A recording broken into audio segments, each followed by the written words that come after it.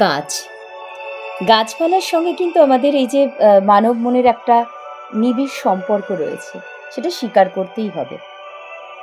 আমরা গাছ থেকে শিক্ষা নিই। গাছ ক্ষমাশীল, উদার, যেন যেটা এই জগতে দুর্লভ হয়ে যাচ্ছে।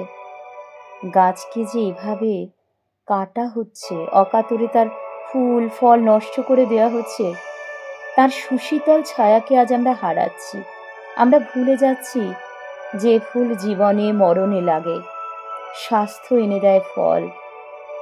যে পত্র বিষ শোষণ করে, তারা ওই গাছপালার প্রত্যক্ষ দান।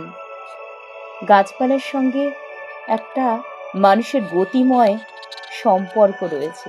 গাছ স্থির, মানুষ কিন্তু কথা বলে, গাছ নীরব।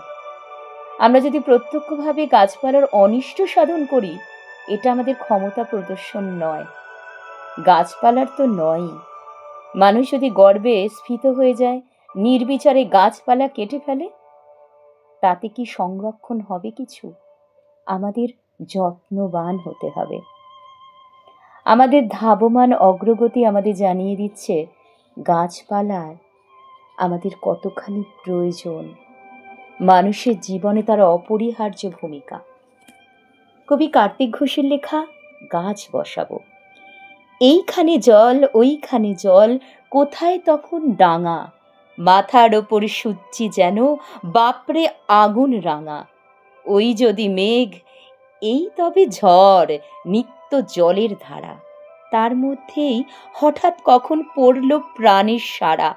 সবুজ সবুজ শ্যাওলা প্রথম জন্ম নিল জলে, তারপরে এই গাছ এলো সব রূপ কথা কে বলে। পড়তে পড়তে গাছের কথা গর্ব হবে কারো, কেউ বলবে 100টা নয়, গাছ বসাবো আরো।